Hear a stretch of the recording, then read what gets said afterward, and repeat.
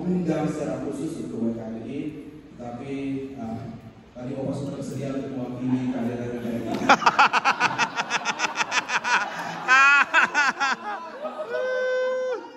Karena saya bilang untuk mewakili WKRI tidak sama mewakili WKRI. Kemudian tadi Romo Bayan bilang kalau saya cari caleg pasti banyak pemilihnya. Pasti lebih banyak lagi karena saya akan pakai bos jagung dari dulu dari sponsor. Tapi mengandaikan kami sama-sama lepaskan imam dulu. Tapi nggak apa-apa, tidak perlu menjabat politik. Yang paling penting berpengaruh di bidang politik, itu jauh lebih penting. Dan saya rasa ini yang saya mau sampaikan kepada teman-teman di 3 paroki yang memang tidak ada calegnya ya. Dan kans untuk jabatan politik itu susah. Tapi yang paling penting kita adalah menjadi man of behind, orang yang bermain di belakang yang mempengaruhi keputusan pejabat publik. Tidak perlu dengan menjabat. Nah, dalam hal ini kami pastor juga bisa mengambil bagian di dalamnya. Saya rasa yang dari Dompu pasti pernah mengalami rasanya ketika saya bukan seorang politisi, tapi bisa mempengaruhi para politisi untuk memperhatikan gereja. Kan dulu kita waktu saya masih di Dompu ada JOMK di Palasari, kita dapat dana 25 juta dari kabupaten. Ada sekali di Palasari, kita dapat 25 juta dari kabupaten. Begitu ada Natal bersama, kita dapat support 30 juta dari berbagai macam instansi di Dompu. Kan waktu itu. Padahal kita punya pejabat publik yang paling tinggi di Pemda itu cuma Om Ande, tukang sapu yang tamat SD dari Manggarai. Inilah yang mungkin saya mau ajak untuk kita berpolitik dalam konteks 3 paroki ini. Nah, pertama kita mulai dari dulu mengenal kembali Komisi Keracunan Awam itu apa. Untuk kita juga memaknai kembali karena di setiap paroki itu ada seksi kerawamnya. Biar tidak dianggap itu hanya memenuhi struktur gereja, tapi juga supaya bekerja. Maka kita mari sama-sama memahami apa itu keracunan awam. Berasal dari 2 kata, rasul dan awam. Rasul itu kita ingat saja pada rasul. 12 rasul, dan di dalam 12 rasul ada Yudasnya. Maka kalau bicara kerasulan awam pasti juga ada Yudasnya nanti. Kemudian awam itu siapa?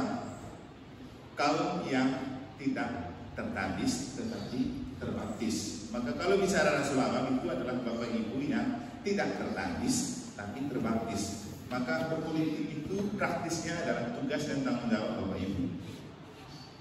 Ada yang selalu mengatakan gereja tidak boleh berpolitik. Saya bilang gereja justru harus berpolitik. Yang tidak boleh berpolitik adalah pejabat gereja yang tertabis atau hierarki. Politik dalam arti jabatan politik seperti ketua RT, kepala desa, camat, lurah, gubernur, bupati, legislatif. Untuk yang tertabis. Kemudian tidak boleh berpolitik juga dalam arti gereja tidak boleh berpolitik itu memakai rumah ibadat untuk kampanye politik. Maka tidak akan ada pengumuman para caleg di gereja, tidak ada pemasangan baliho di sekitar gereja sebagai rumah ibadah. Tapi kita tidak mendefinisikan gereja dalam sebuah gedung, karena gereja untuk kita adalah tubuh mistik Kristus, yaitu kita yang sudah dibaptis. Maka ketika kita menjadi anggota gereja, kita adalah gereja yang berpolitik. Maka semua orang yang sudah dibaptis punya hak dan kewajiban untuk berpolitik.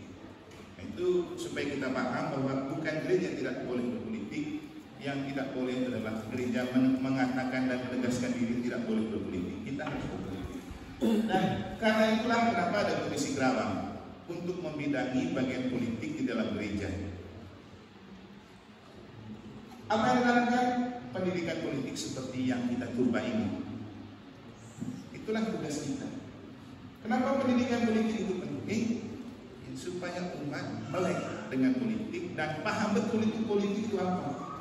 Jadi kita berpolitik supaya kita tahu. Lalu setelah kita tahu, kita paham. Setelah kita paham, kita lakukan. Supaya kita tidak terjebak dalam bahaya politik yang sedang ada. Karena kita itu dipolitisasi dengan pemahaman politik. Seolah-olah tunggu pemilu baru kita berpolitik, atau gampang sekali dimanipulasi dengan politik uang. Tadi malam ada satu pernyataan yang sangat bagus dari salah satu peserta di Sumbawa ketika dia mengatakan bahwa mari kita jaga harga diri dan jadi pribadi yang tidak dimanfaatkan tetapi bermanfaat untuk orang. Maksudnya bagaimana? Karena seringkali di musim pemilu kita dimanfaatkan oleh para caleg dan para kontestan dengan money politik yang dengan itu kita sudah dibayar, tapi 5 tahun mereka panen raya. Nanti saya akan kasih contoh, atau saya kasih contoh memang sekarang. Kemarin saya tanya di Sumbawa, kalau jadi anggota DPRD Kabupaten Sumbawa, itu dana hibah untuk satu orang anggota DPR 1 tahun berapa? Katanya 1,7 M. Ada berapa anggota dewan? 60 itu berapa katanya? Artinya, katakanlah kalau 50, berarti satu anggota dewan di kabupaten itu dapat dana hibah 1,7 M 1 tahun, dan itu yang bisa kita dapat. Bayangkan 1 tahun, berarti 5 tahun dia menjabat kali 1,7, tapi kita dapat berapa selama ini? Saya kasih contoh begini, yang membuat kita merasa harus melek dengan politik itu begini. Di Denpasar kita dianugerahi seorang politisi namanya Sis Grace Anastasia. Ada 2, satu di provinsi, satu di DPRD Bandung. Grace Anastasia ini dari partai PSI. Saya yang pergi melantik, dan dengan itu saya menjadi orang pertama kaum berjubah yang masuk di gedung paripurna DPRD provinsi, dan itu adalah rekor dalam sejarah. Tadi Pak Tus sempat mengatakan bahwa dari mana mereka dipilih? Ya, jawabannya bukan dari orang Katolik, tapi dari Tuhan yang mengutus. Karena Sis Grace ini orang yang kita tidak tahu juga di Denpasar. Yang kita tahu Kak Yusti, mereka Pak Komang, mereka dan beberapa caleg yang memang ada di Denpasar. Tapi beliau ini dikirim dari Jawa. Dia masuk di PSI dan dia menang. Waktu dia menang, baru kita kaget ternyata ada Katolik, orang Katolik yang menang. Dan dia mengatakan, Romo ini rahmat Tuhan untuk saya. Sebenarnya cocok karena nama Grace artinya rahmat. Sehingga saya akan memakai kesempatan ini untuk berbagi rahmat kepada orang. Dan nanti Romo adalah orang pertama yang saya kasih contoh untuk menunjukkan apa artinya seorang Katolik hadir di DPR. Dan kemudian singkat cerita, saya bilang ya saya harus dikasih contoh supaya kemanapun saya pergi sebagai komisi Kerawang untuk berpendidikan politik, saya akan pakai ini sebagai contoh dan inspirasi. Lalu ketika dia sudah masuk dan dilantik, nomor pertama, Gubernur Bali merayakan hari ulang tahun pertama sebagai gubernur. Karena ada Dewan Katolik, maka Bapak Uskup diundang untuk hadir. Kalau tidak, mereka tidak akan tahu kalau ada orang Katolik dan ada yang namanya pemimpin gereja Katolik. Karena kita tidak ada wakil untuk mempresentasikan itu. Tapi dengan mereka ada, mereka tahu. Dengan ada orang Katolik, mereka tahu ini loh orang-orang yang perlu diundang di dalam gereja. Kemudian yang kedua, langsung mereka dikasih dana hibah. Waktu itu sekitar 2,8 M satu orang anggota dewan di Provinsi Bali. Nah, anggota dewan ini ada 54 orang. Dan cuma satu dari agama lain di antara orang Hindu. Dan dia adalah Sis Grace. Maka waktu pelantikan, cuma saya dengan seorang pedanda saja yang ada di ruangan itu sebagai tokoh agama. Dan dia mengatakan bahwa kami anggota dewan dapat dana hibah dari provinsi untuk rakyat sebanyak 2,7 M. Romo silakan membagi ke teman-teman, mungkin ada yang bisa masukkan proposal. Saya edar ke teman-teman Romo di grup. Kita coba masukkan proposal, dan yang lolos itu cuma dari paroki saya. Kenapa? Itulah bedanya Romo yang terlibat di politik dan tidak terlibat.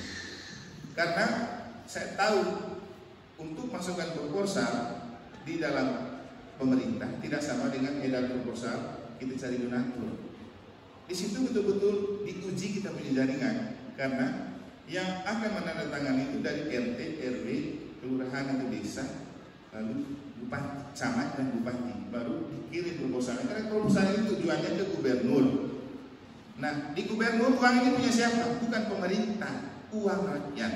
Dan anggota DPR PSI ini yang menjelaskan di gereja waktu dia membawa uang 600 juta untuk kami dengan mengatakan, Romo ini umat sekalian, saya tidak kampanye, tapi saya mau mengatakan kepada umat bahwa kami di anggota dewan ada jatah dana hibah per orang 1 tahun 2,8 M. tapi karena Covid turun ke 1,5 M. Dia bilang, tapi ini uang bukan uang saya, bukan uang partai saya, tapi uang rakyat, hasil pajaknya kamu kumpuli pemerintah, dan itulah dana yang dipakai untuk membangun kembali kamu. Saya ini cuma penyalur. Ini contoh dewan yang sportif dan kredibel. Bukan dewan yang bayar kita pakai uang serangan hajar, tapi setelah itu dia makan banyak. Kemudian penyandaiannya begini. Dari 1,5 M yang kemudian didapat oleh beliau 1 tahun, kami Gereja Katolik kita dapat 600 juta untuk kami, 250 juta untuk katedral, 500 juta untuk melayani. Coba membayangkan selama ini, pernah nggak angka seperti itu kita dapatkan di gereja? Belum pernah. 10 juta lumayan, itu pun embel-embelnya banyak. Dan dia mengatakan bahwa 600 ini jangan dipotong 1 sen pun, harus terima 600 dan laporan dulu seperti itu, karena ini uang rakyat. Nah biasanya teman-teman lain kalau sudah dananya 600, untung kalau dapat 300, karena di mana-mana ada bocornya. Kemudian kalau dana 1,5 M satu anggota dewan misalnya dikali 54, maka uang yang harus ke rakyat 1 tahun untuk Bali itu sekitar 80 M. Rakyat sejahtera kalau 80 M 1 tahun, betul-betul dikucurkan. Tapi di mana uang itu selama ini? Ini kasih contoh di Bali. Kalau contoh seperti di Sumbawa yang 1,7 M kabupaten loh. Berarti kalau ada 50 orang katakanlah, 50 kalau 1,7 kan hampir 100 juta M. Membangun Kabupaten Sumbawa dengan 100 M, kecil itu rasanya. Rakyat pasti sejahtera. Pertanyaannya, kemana uang itu? Kita dibodohin dengan money politik, dengan serangan hajar.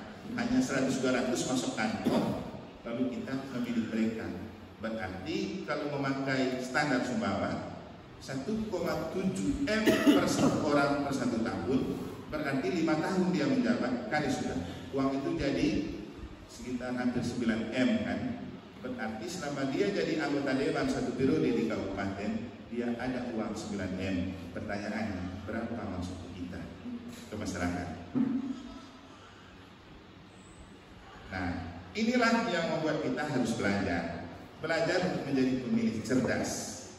Jangan lagi jatuh cinta pada money politik yang pengadanya setelah mereka sudah bayar suara kita, selanjutnya kita tidak dapat apa-apa. Dan tidak semua anggota dewan berani transparan seperti ini. Ketika ada orang Katolik masuk, baru kita tahu. Belum lagi ada yang namanya dana reses, itu dana aspirasi. Mereka mengumpulkan massa, berbicara tentang 1-2 hal, minta input masyarakat tentang apa yang perlu untuk pembangunan, dan uangnya dari mereka. Kita di Uskupan Denpasar dengan kehadiran Ibu Grace dia dapat dana reses jatah 3 kali ya, bagusnya. Kalau ditotalkan sekitar 20 juta.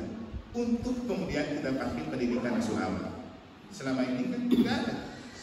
Jadi mereka punya dana namanya reses, ada dana hibah bansos. Kalau hibah bansos itu memang yang haknya kita karena itu rakyat. Tapi tidak mungkin anggota dewan berani berbicara begitu. Takut ketahuan mereka korupsi. Gitu. Belum lagi dana-dana lain. Dan kalau di PSI, maaf untuk kalau yang mungkin pendukung partai lain, saya bicara apa adanya karena ini contoh.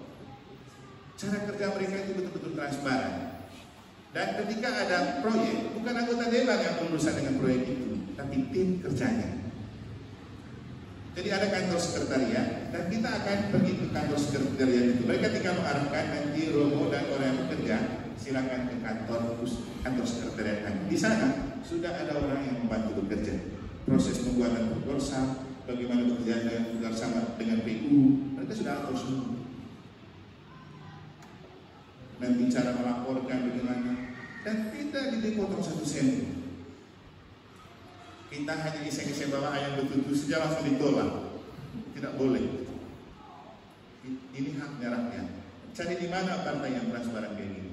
Dan PSI itu tidak ada mahar politik. Kami di negara ada 2 yang dicalonkan di DPRD dan tidak ada keluar 1 sen pun. Mereka ditawarkan dan mereka cari orang yang berkualitas tanpa minat agama. Dan Nanti saya kasih tunjuk juga satu di KSP yang direkomendasikan, dia nomor 1 juga dari PSI. Dia tidak keluarkan apa-apa. Dia diminta untuk yang penting kamu mau, karena punya kualitas. Kalau bicara partai, saya tidak berkampanye, tapi saya bercerita apa adanya. Inilah pendidikan politik yang benar. Dan waktu itu Ibu Grace lolos karena dia namanya mirip dengan Grace Natalia yang di pusat. Juga karena orang lagi ya, istilahnya ngefans PSI waktu itu. Tapi menurut saya ini partai yang membantu untuk pendidikan politik untuk sementara. Makanya mereka punya prinsip itu politik riang gembira. Memang politik itu riang gembira, bukan baku bentur, baku konflik, berkerut. Jadi itu pendidikan politik. Dan Rasul Aram adalah kam tertabis dan terbaptis. Tadi sudah dijelaskan, tertabis itu kita hierarki, terbaptis itu Bapak Ibu semua. Kita berpolitik untuk tahu, lalu paham dan lakukan. Kira-kira mungkin begini perbandingannya. Pak Bosko tahu istrinya siapa? Tahu. Tapi benar nggak paham karakter istrinya? Belum tentu. Kita tahu orang supaya kita paham siapa dia. Dan setelah kita paham, tidak untuk dipersoalkan. Kan itu. Kita paham sesuatu ke seseorang bukan untuk dipersoalkan, tapi supaya kita sadar memang dia orangnya seperti itu. Kita belajar seseorang atau sesuatu supaya kita tahu. Dengan pengetahuan itu kita paham seseorang atau sesuatu. Bukan setelah kita tahu kita persoalkan. Masalah itu terjadi ketika sesuatu yang bukan soal selalu dipersoalkan, atau sesuatu yang kita tahu itu masalah terus dipermasalahkan, bukan dicarikan solusi. Berarti kita tidak paham. Saya tahu Romo Bayan. Saya coba sedikit belajar karakternya. Setelah itu ketika dia komentar seperti itu, karena saya sudah paham itu namanya Romo Bayan. Kalau tidak berkomentar berarti itu bukan Romo Bayan, kan itu. Begitu juga saya. Orang yang belajar saya pasti tahu. Komentar-komentar saya pasti pedas. Kalau tidak pedas itu bukan Romo Bayan. Orang paham. Jadi ada yang nyeleneh, ada yang berceloteh, ada yang diam-diam saja. Tidak bisa kita persoalkan, karena itu keberadaan seseorang yang membuat kita harus paham. Nah, politik juga begitu. Kita belajar supaya kita tahu. Setelah kita tahu, kita paham itu politik itu apa. Maka sekarang ketika kami memberikan pembelajaran pendidikan politik, kan biar kita tahu sebenarnya politik itu apa. Setelah itu kita paham. Setelah kita paham, jangan takut lagi untuk berpolitik. Itu maksudnya. Jadi saya punya banyak pengalaman ketika saya sudah belajar politik, lalu paham dan mulai terlibat, ternyata itu yang menghasilkan banyak buah. Itu kerasulan awam. Lalu mengapa kita berpolitik? Saya menggambarkan begini. Kita kan gereja itu ada di tengah. Hidup kita itu dilingkupi dan dilingkari oleh ideologi, sosial, politik, budaya. Itulah lingkup yang mengitari gereja. Kita bangun gereja dahulu, ada ideologinya di balik yang menghiasi kita, ada hidup sosialnya, ada politiknya. Saya tidak tahu sudah tanda tangan atau tidak ini MD yang baru ini. Karena itu untuk kita bangun ada politiknya. Lalu ada budaya. Budaya itu budaya lokal dan budaya global. Budaya lokal itu yang ada di sekitar kita. Budaya global itu yang digitalisme, digital itu. Sekarang sudah di era bukan era digital lagi katanya, bukan era milenial lagi. Waktu sinode kemarin yang itu pasti sudah tahu. Ternyata sekarang bukan era digital, bukan era milenial lagi, tapi era alpha. Yang bagaimana lagi alpha? Yang pasti generasi kita bakalan kita tidak tahu ya. Karena kita ini generasi baby boomer itu, yang tahun 70-an generasi baby boomer. Jadi itu lingkup yang mengitari gereja. Nah, kita tidak fokus pada hal-hal lain. Kalau ideologi ya jelas, ideologi kita Pancasila. Ini penting supaya tidak masuk dalam bahaya radikalisme. Kemudian sosial masyarakat. Kita ini secara sosial itu kalangan kecil yang disebut minoritas. Kalau kita mayoritas tidak perlu kita konsolidasi politik, karena otomatis kayak di NTT mana ada orang konsolidasi dan pendidikan politik, tidak ada. karena mereka sudah mayoritas. Gampang. Justru karena kita kecil, kita perlu solid. Makanya kita buat kumpul-kumpul begini. Kemudian politik kita sejatinya politik itu suci, luhur, mulia karena memberikan diri untuk kepentingan umum dan banyak orang. Yesus itu berpolitik, dia mengabdi orang banyak. Tapi karena kepentingan politik berubah menjadi kotor. Karena ada namanya politik identitas, politik primordialisme, ada lagi yang baru sekarang politik dinasti.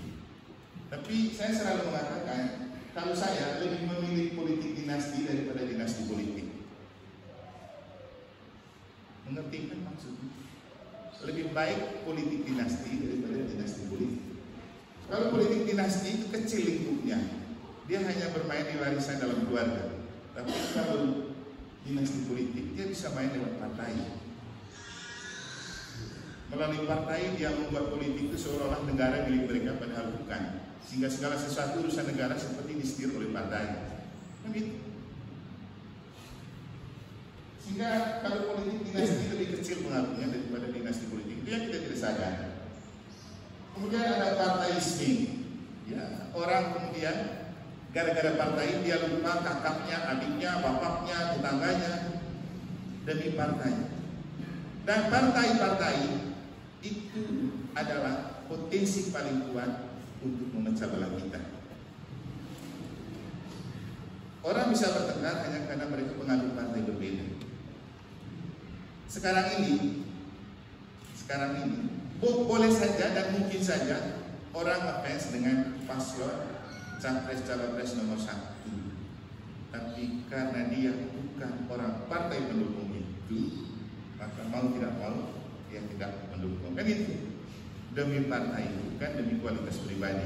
Atau tertarik dia secara pribadi, figur nomor 2 mungkin lebih berkesan, atau ketiga lebih berkesan. Tapi karena bukan pendukung partai itu, lalu ke yang lain. Saya selalu mengatakan begini kepada orang-orang ketika mereka bertanya, Romo pilih siapa? Saya bilang, tunggu tanggal 14 baru saya pilih. Karena kalau saya pilih sekarang, saya bukan pemilih cerdas. Kenapa? Kita baca dulu peta politiknya. Saya bahkan dalam nada guyon mengatakan bahwa sadar atau tidak, semua paslon yang ada itu boneka dari beberapa orang. Nah, kalau bicara gamblangnya, nomor 1 bonekanya Surya Paloh, nomor 2 bonekanya Jokowi, nomor 3 bonekanya Megawati. Kita ini pilih boneka semua. Karena mereka otak dibalik, mereka yang bertempur. Nah, sekarang kita tinggal memilih mana yang lebih negarawan dan berpikir tentang bangsa di antara mereka. Itu baru lingkup Indonesia. Kalau keluar lagi ada namanya geopolitik, situasi politik global yang mempengaruhi pilpres kita. Katanya ada 3 kekuatan negara asing yang akan bermain di balik para calon: Amerika, Tiongkok, dan Singapura. Nah, kita juga perlu melihat negara-negara mana yang ada di balik mereka. Baru kita menentukan pilihan. Kalau dalam nada guyon saya bilang, kalau saya setelah saya baca semuanya itu, kan saya tidak tahu siapa pemimpin terbaik untuk 5 tahun ke depan. Karena faktanya dulu yang mengagung-agungkan Jokowi dianggap sebagai presiden yang paling bagus, sekarang mencaci maki Jokowi semua kan. Untung dulu saya tidak pilih. Bukan tidak pilih dalam arti tidak terlalu ngefans. Karena saya kan tinggal di Dogo waktu pertama kali, jadi saya harus dukung ke Prabowo karena tim pemenangnya waktu itu kan Bupati Dogo yang beri kita banyak uang untuk kegiatan gereja politik. Saya tidak mau dukung Jokowi walaupun dari gereja mengatakan itu. Kenapa? Kalau saya baca surat gembala seperti itu dan orang di sekitar Dogo dengar, pasti mereka langsung datang bakar gereja. Karena bukan pilihan mereka, mereka anti. Itu namanya think global, act lokal. Dan politik itu akan berubah-ubah setiap saat. Ya, dulu Jokowi dan Prabowo diadu. Setelah itu dia jadi menterinya Jokowi. Sekarang Jokowi mengusung dia lagi. Dulu bagaimana? Nah, itulah politik kita. Ini jangan gampang tergiring dan terpengaruh. Makanya saya sesalkan teman-teman saya yang dulu ngefans banget sama Jokowi. sekarang mereka caci maki Jokowi ini seperti orang-orang yang menyorak-nyorakin Yesus masuk kota Yerusalem setelah meneriaki putra Daud, Raja Daud, setelah itu salib karena dia. Itulah bentuk Jokowi zaman dulu yang sekarang benci dengan Jokowi. Sampai mereka lupa kalau dia ini sedang jadi presiden, kepala negara kita. Masa kita jaga kewibawaan seorang kepala negara dengan caci maki? Bayangkan di dalam rumah kita punya bapak, hanya karena dia punya pilihan berbeda, lalu kita caci maki kita punya bapak. Masa? Itu yang orang tidak cerdas di situ. Dan tidak perlu terlalu banyak berkampanye dengan membenci orang lain. Kita ini orang yang diajarkan cinta kasih. 1, 2, 3 semua manusia bermartabat dan harus kita kasihi. Ngapain kita benci-benci yang satu hanya karena kita ngefans sama yang lain? Di mana kemanusiaan dan rasa kasih kita? Kemudian saya selalu berkomentar begini ketika ada yang sudah mulai menjelek-jelekan paslon tertentu. Saya bilang hati-hati dengan virus COVID-19 jenis lain, yaitu terlalu pintar menilai orang, lupa menilai diri sendiri. Banyak orang pintar sekarang yang menilai para calon. Dia ini begini, dia ini begini. Tahu kenapa tidak dicalonkan kalau yang maju? Kan itu. Kalau tahu lebih hebat dari mereka, kenapa tidak tahu yang maju? Dan emangnya orang di KPU itu orang bodoh untuk mengatakan bahwa yang sudah lolos ini tidak layak dan tidak pantas. Kan verifikasi juga itu. Ada lagi yang berkomentar begini, kata Romo Manis, kita memilih pemimpin supaya menghindari memilih yang jahat. Saya bilang, kalau saya ketemu Romo Manis, saya tanya, kira-kira siapa penjahat di Indonesia ini? Supaya kalau kita tahu ada di paslon, tidak perlu kita pilih. Pasti tidak berani kan? Tidak ada yang jahat, semua baik. Itu semua calon terbaik yang sudah diusung dan dipercayakan negara. Tinggal Anda memilih sesuai dengan pertimbangan pribadi. Jangan sampai masih jauh pemilihan, sekarang sudah baku olok, baku benci. Itu bukan pemilih cerdas. Jadi kita kembali ke politik. Nah, kita berpolitik karena kita lihat politik itu sudah tampak kotor dan jauh dari definisi sejatinya. Kata Paus Fransiskus, kalaupun politik itu kotor, gereja harus masuk di dalamnya untuk berpolitik. Paus loh yang ngomong. Siapa lagi yang paling tinggi di gereja Katolik? Tiba-tiba ada umat yang bilang, ngapain gereja berpolitik? Tidak boleh itu. Memang tahu Paus?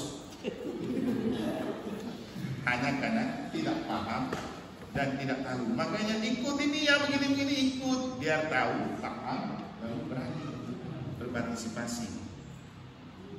Nah, pilihan politik kita seperti apa? Saya catat cuma 4 saja. Pilihan politik kita berideologi Pancasila dan berjiwa iman Katolik. Jadi berideologi Pancasila, berjiwa iman Katolik. Artinya di kepala ada Pancasila, di hati ada iman Katolik, yang kemudian dibahasakan dengan 100% Indonesia, 100% Katolik, bukan 50-50. Kemudian pilihan politik kita harus bermartabat. Martabat itu berarti bicara tentang hak asasi manusia. Nah, sebuah calon itu manusia, bukan binatang. Ngapain kita jelek-jelekan? Ngapain kita benci? Jadi dengan kita membenci yang satu hanya karena mendukung yang lain, itu melanggar HAM sebenarnya. Tidak menghargai orang lain. Setelah itu kita khotbah, Katolik harus cinta kasih, mendoakan musuh, menyayangi semua. Giliran ada paslon kayak gitu, kita yang lebih dulu membenci dan memojokkan, lalu mencaci maki. Katolik apa seperti ini? Kadang-kadang Kaki Romo juga yang paling depan, ikut kolok-kolok calon tertentu. Bermoral atau beretika. Ini penting. Bermoral atau beretika, berakhlak alami. Lalu terakhir bersakramen politik. Jadi pilihan politik kita itu bersakramen politik, artinya menjadikan politik sebagai sakramen.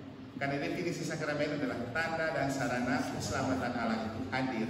Maka dengan bersakramen politik kita mau bawa Allah ke dalam dunia politik supaya yang kotor itu selamat. Jangan hanya teriak dari jauh saja. Kita teriak dari mimbar tidak ada gunanya, karena di mimbar tidak ada politisi, di dalam gereja tidak ada politisi. Untuk apa kita teriak? Hanya umat sendiri yang dengar. Kalau mau pergi ke sana, ikut rapat di sana, teriak di situ, itu berjempol. Itu maksudnya bersakramen politik. Jadi bersakramen politik itu artinya juga 7 sakramen atau sakramen-sakramen yang kita terima di dalam gereja, coba kita bawa keluar. Makanya setiap kali terima sakramen, setelah itu kita diutus. Habis terima sakramen Ekaristi, kita diutus. Maksudnya, keselamatan yang kita terima itu kita bawa ke dunia, bukan untuk konsumsi pribadi. Dan itulah misi utama gereja, bawa keselamatan kepada dunia. Untuk yang ikut sinode pasti tahu, Bapak Uskup menekankan misi adalah yang paling utama di antara partisipasi dan persekutuan. Kita bersekutu dan berpartisipasi untuk bermisi, misi itu utama. Misi itu bawa keselamatan kepada dunia, bawa kabar gembira dan Injil kepada dunia. Itu bersakramen politik. Mungkin ini merefresh kembali ingatan kita tentang sakramen politik itu apa.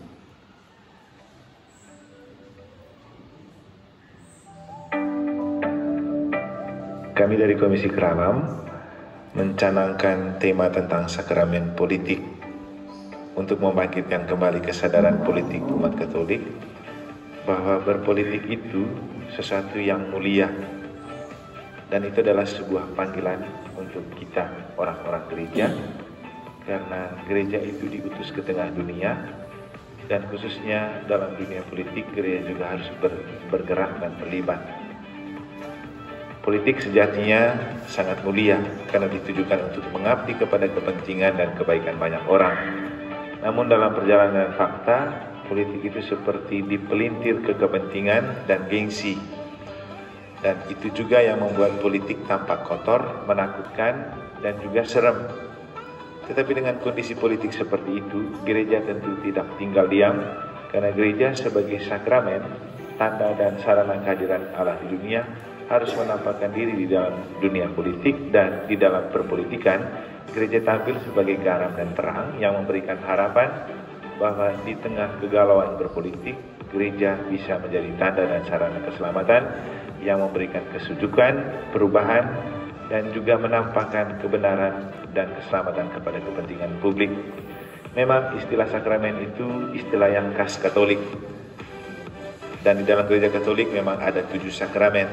Tetapi dengan memakai istilah sakramen politik sama sekali tidak dimaksudkan untuk menciptakan sakramen ke-8, karena sakramen politik itu menurut kami adalah sakramen pertama di luar gereja, di mana gereja mengabdikan diri kepada kepentingan umum, khususnya dalam menampakkan diri sebagai orang Katolik yang 100% Katolik dan 100% Indonesia. Bagaimanapun, Tuhan memanggil dan mengutus kita sebagai gereja di Indonesia ini untuk menampakkan rahmat dan keselamatan Allah di tengah dunia Indonesia. Dan kalau politik sedang dalam kondisi yang tidak nyaman, gereja tampil untuk berpolitik dan memberikan kenyamanan dalam berpolitik, dan juga mengarahkan politik kepada tujuan sejati, yaitu mengabdi kepada kepentingan dan kesejahteraan banyak orang. Maka gagasan sakramen politik bagi kami merupakan panggilan Kristiani, khususnya panggilan Katolik, untuk menampakkan diri sebagai tanda dan sarana kehadiran keselamatan Allah yang tak tampak menjadi tampak kepada dunia politik. Ini dibuat tahun 2018. Sekarang tahun berapa? 2023. Kalau seandainya kita coba memaknai pesan ini dari 2018, di 2023 kita tidak kalang kabut seperti ini lagi memberikan sikap politik. Tapi itulah gereja Katolik, karena program itu dibuat, yang penting terlaksana. Setelah itu maknanya bagaimana kita urus. Yang penting evaluasi sudah buat. Ya, kayak kami ini kan karena memang sudah diprogramkan turba, supaya nanti waktu evaluasi tinggal lapor terlaksana. Tapi sebenarnya bukan itu yang penting. Pencerahan itu jauh lebih penting, supaya kita pakai dalam hidup. Sehingga harapannya semoga bahan ini berguna untuk kita bersikap dan menyikapi politik di saat-saat selanjutnya. Nah, ini strategi politik kita. Strategi politik kita. Mengapa ini strateginya? Konsolidasi Rasul Abang. Maka kegiatan ini namanya konsolidasi Rasul Abang. Artinya supaya kita solid sebagai Rasul Abang, solid. Mengapa kita perlu solid? Karena kita ini kalangan kecil, minoritas. Kalau kita besar, tidak perlu kita solid seperti ini. Tapi karena kita kecil, kita perlu solid. Kita perlu kompak, kita perlu berjalan bersama. Untuk apa? Ini bahasa sinode ini, sinode 5. Supaya kita solid ke dalam untuk solider keluar. Kuat dulu ke dalam, kompak dulu ke dalam, baru kita bermisi. Dengan cara apa? Aktifkan mode gereja sinodal dengan bangkit dan bergerak bersama, mewujudkan gereja sinodal persekutuan partisipasi misi. Kita sudah mulai menjalankan amanah sinode 5 ini. Dan dalam sinode 5, salah satu masalah yang ditemukan dari sinode 4 adalah dalam khususnya politik kita itu pasif, enggan terlibat dan tidak mau terlibat. Sekarang ini karena ada pemilu, mari kita mulai untuk memberi diri lagi dalam dunia politik. Dan kita harus buat action politik. Actionnya seperti ini. Aksi politik kita menyadari bahwa ketika kita berpolitik, kita mengambil bagian dalam missio Dei, misinya Allah untuk bawa keselamatan dan Injil kepada dunia. Jadi misi ini misi Tuhan punya, bukan kita punya. Kita hanya melanjutkan misi Tuhan. Dan dalam gereja, kalau yang ikut sinode 5, misi itu ada 5. Missio ad intra, missio ad extra, ada lagi 3 dan 4 saya ingat. Yang kelima itu missio ad vulnera. Ad vulnera itu untuk mereka yang sakit, yang menderita. Ada juga misi yang berhubungan dengan alam. Tapi kita ke missio ad extra. Missio ad extra adalah gereja keluar, memberi diri, menampakkan diri kepada dunia. Tapi pesan Romo Okto dan Romo Surip selaku narasumber, sebelum kita bermisi keluar untuk memberitakan Injil dan keselamatan, injili dulu diri kita sendiri dengan missio ad intra. Jadi menginjili diri lebih dulu sebelum kita menginjili dunia. Inilah yang kita lakukan sekarang. Sebelum kita beraksi di dunia politik, coba kita sadar dan paham dulu kenapa dan untuk apa kita berpolitik. Maka misi politik kita adalah menjabat dan mempengaruhi. Menjabat itu dengan memangku jabatan politik, sesuatu yang agak susah untuk kita di Bima, Bogo, dan Lumpuh. Tapi bukan tidak mungkin. Nah, kalaupun kita tidak mampu menjabat, karena memang kita tidak punya caleg, jadilah pribadi yang berpengaruh. Kita mempengaruhi keputusan politisi. Itu jauh lebih asik. Saya baca buku waktu saya masih seminari menengah, itu yang membantu saya itu. Nanti Romo Yonce, Fraktel juga mereka bisa cari buku itu. Bagaimana menjadi seorang pribadi berpengaruh. Itu buku dari Monsignor Vitalis de Barros Almarhum. Dia tulis catatan pribadi berpengaruh. Bagaimana seorang memformat dan memformat diri agar dia itu bisa berpengaruh untuk orang yang dalam bahasanya Romo Oktonaif, Dr. Oktonaif itu bagaimana menciptakan titik-titik magnetik di dalam diri kita supaya kita punya daya pikat bagi dunia.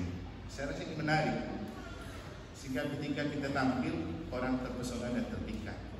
Dan kita punya modal yang sangat kuat untuk itu. Apa modal itu? Roh Kudus. Kita dianugerahi Roh Kudus melalui sakramen. Dan kita para imam malah lebih lagi dengan pengurangan. Kalau yang terbaptis ini kan oles saja di sini kan, oles di ubun-ubun, habis itu oles di dahinya waktu krisma ya. Nanti kalau minyak suci yang mau mati baru oles semua di telapak. Tapi kita itu oles ini tangan ini kurapi. Jadi itu artinya Roh Kudus full itu. Dan itulah yang membingkai kita untuk berpolitik. Kalaupun tidak bisa menjabat secara politik, bisa menjadi tokoh publik yang berpengaruh. Itu maksudnya pribadi berpengaruh, menjadi tokoh publik yang berpengaruh dan bisa mempengaruhi keputusan politik. Supaya kita bisa menjadi pribadi yang bermanfaat untuk publik, bukan dimanfaatkan publik. Jadi ingat ini, pribadi bermanfaat dan dimanfaatkan. Kalau pribadi bermanfaat, kita tidak mau dibeli oleh uang untuk coblos. Yang penting kita pilih karena kita tahu yang kita pilih bermanfaat untuk pembangunan dan kesejahteraan. Tapi kalau pribadi yang dimanfaatkan, orang akan manfaatkan kita dengan bagi-bagi uang supaya kita pilih mereka. berarti bobot kita rendah sekali. Selain itu kita tidak memajukan kepentingan umum karena kita sudah dibayar untuk coblos. Setelah mereka jadi eman yang 5 tahun itu tadi tinggal masuk di saku mereka. Berarti kita adalah koruptor terbesar karena mendukung dan memilih para korupsi. Jadi kalau kita politik uang sama dengan kita mendukung koruptor, itu saja logikanya. Maka apa sih artinya 100 ribu hanya karena kita mau mendukung koruptor? Karena setelah itu nanti kan mereka sibuk untuk cari tutup pengeluaran untuk mereka berkampanye dan membayar kita. Jadi itu action politik. Nah ini yang saya maksudkan, kita menjadi pribadi berpengaruh karena kita punya sesuatu yang tidak dimiliki oleh orang lain, yaitu kerohanian. Ini saya hadir di rapat paripurna pelantikan anggota dewan yang saya ceritakan tadi. Di samping saya itu ada Dewan Karna, DPD anggota DPD Bali, dan ada satu di sebelahnya itu ada pedangnya. Jadi kita 2 rohaniawan untuk hadir di sini. Dalam sejarah gereja kota Sultan Pasar baru terjadi ada kaum berjubah masuk di ruangan ini, dan itu adalah rohaniawan karena sudah mendapat kekuatan dari dobu. Karena kalau tidak jadi ketua komisi kerawang seperti yang Mbak Pustri terangkan, tidak mungkin saya bisa datang di sana. Tapi saya hadir sebagai sakramen politik karena saya pakai jubah. Dan ini punya kekuatan tersendiri. Minimal orang melihat ada orang berjubah itu mereka kaget, ini siapa lagi manusia kayak gini kan? Nah, untungnya ada modal ganteng kan sehingga membuat mereka tambah kagum lagi. Tapi yang paling penting ketika kita menumpahkan tangan pada saat pelantikan, itu yang istimewa dengan kita kasih berkat sedikit. Nah, tidak sembarang orang bisa melakukan itu. Dan itu yang membuat orang merasa kagum dan terpesona. Nah, ini buktinya. Saya kasih contoh ini. Waktu saya hadir dalam doa bersama di salah satu panggung istimewa di Jembrana, kita para tokoh agama semua berbaris di depannya. Itu matahari sudah mau terbenam. Nah, coba Bapak Ibu perhatikan baik-baik. Ini seperti ada cahaya yang turut dari atas. Dan orang yang menyimpan foto itu dan memberikannya kepada saya karena mereka memperhatikan. Ini semua tokoh agama disebut rohaniawan. Tapi kenapa cuma di saya dan saya itu? Itu yang saya maksudkan dengan kita punya titik magnetik yang berbeda. Karena kita punya Roh Kudus yang membingkai kita untuk tampil di depan publik. Masih ada banyak contoh untuk menunjukkan. Saya kasih contoh judul kemilaujubah imam di antara tokoh agama. Juga di sini waktu saya hadir di bulan Bung Karno, ada gubernur, ada bupati, ada pejabat-pejabat di sini di Jembrana. Saya datang dengan jubah. Dan yang paling seru di sini, saya tahu berjubah yang terbanyak penonton yang hadir. Dan ketika saya masuk, mata mereka semua tunjuk kepada saya. Dan saya pakai jubah dan pakai gudang, membuat mereka tambah bingung. Mungkin saja mereka berpikir ini budaya yang berpenampilan berbeda. Dan memang kan saya tinggi dan begitu juga. Karena di pintu masuk banyak yang terheran-heran melihat saya. Mereka kaget, itu pastor Katolik.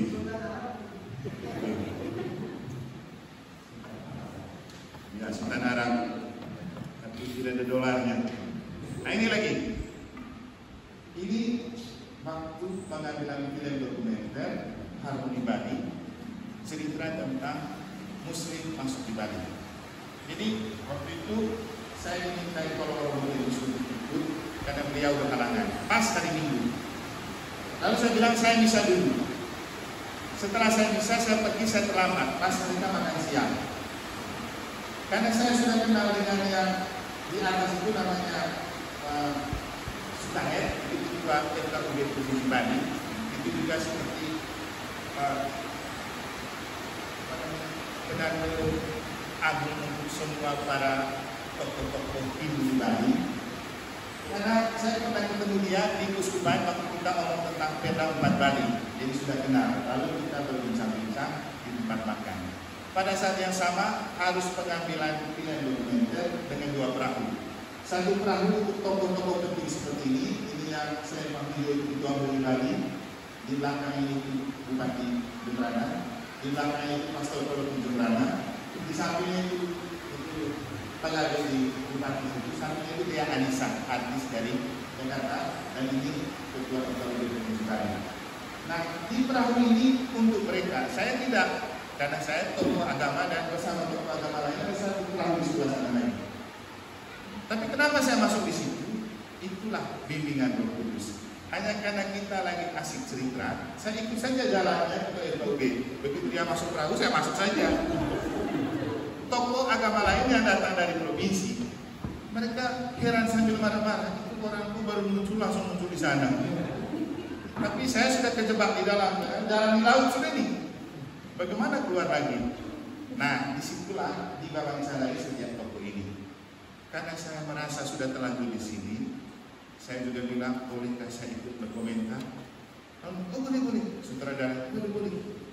Berkomentarlah saya. Apa yang terjadi? Setelah saya berkomentar, mereka merasa yang saya omong itu lebih berisi dan berbobot. Dan itulah maksud mereka. Lalu kemudian saya diberi kesempatan untuk berbicara. Sampai akhirnya, saya yang kemudian mempengaruhi mereka. Saya jadi komando. Nah, coba lihat ini.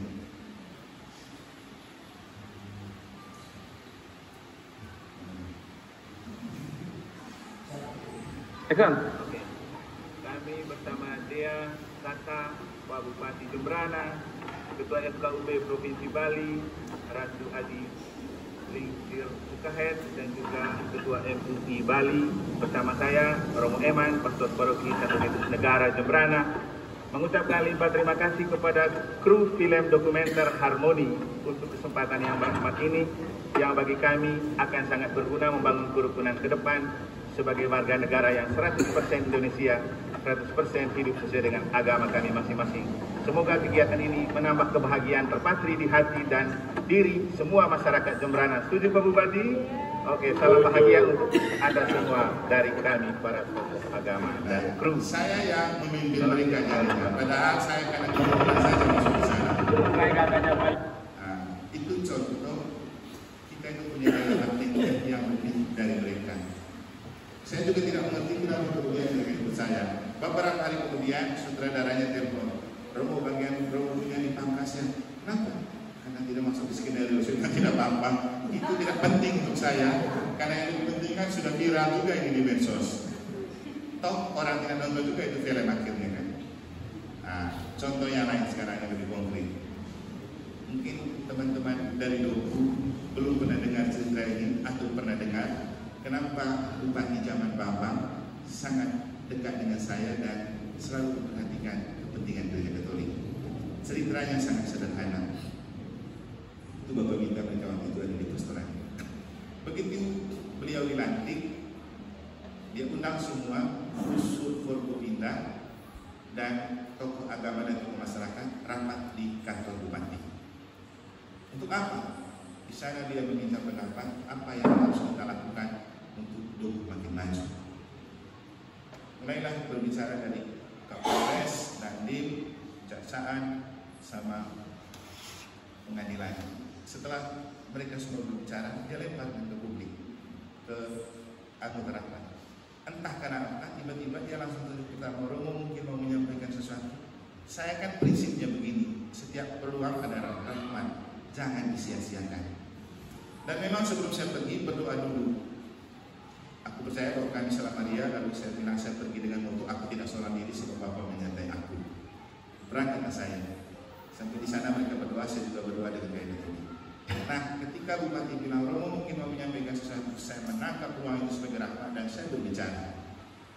Saya bilang, Pak Bupati dan para pejabat serta tokoh agama dan tokoh masyarakat, kalau saya memperhatikan dan mencermati yang berbicara dari tadi, kita harus jujur mengakui bahwa mereka ini bukan orang Doku, tapi orang dari luar yang bekerja di Doku.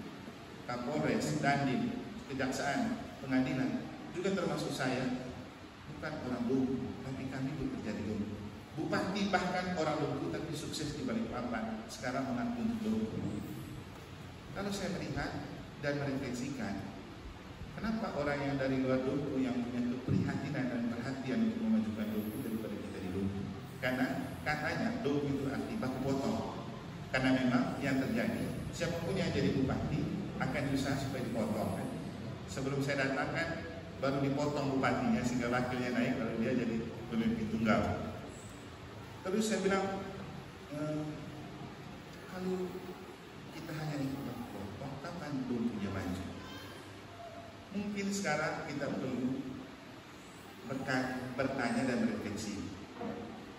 Siapa lagi yang mencintai dompu untuk maju kalau bukan kita? Dan kapan lagi kalau bukan sekarang? Kami yang datang dari luar dompu dengan bertugas di dompu, kami merasakan juga orang dompu untuk membangun dompu dengan cara yang bisa kami buat. Saya rohani Bang, saya membantu membangun secara rohani. Ternyata kata-kata dan kalimat itu sangat berkenan di hati Bupati, dan selanjutnya dia selalu bilang, ingat pesan Romo, siapa lagi yang mencintai dompu kalau bukan kita, kapan lagi kalau bukan sekarang. Dan itu selalu dia bawa kemana-mana, dan itu yang membuat kemudian saya selalu ada di hatinya. Apapun yang dibutuhkan di gereja, pasti dia bantu. Bahkan saya bisa kali dia mengatakan, Romo kalau dia perlu, tidak perlu lewat protokol, dia lewat dapur saja. Dan kemudian banyak perhatian untuk gereja selama setidak-tidaknya saya berada di sana karena hal itu. Mau menunjukkan kepada kita bahwa berpolitik tidak harus dengan memangku jabatan politik, tapi kita bisa menjadi pribadi berpengaruh untuk mereka yang menjabat secara politik. Sekian dan terima kasih, bisa dilanjutkan dengan diskusi.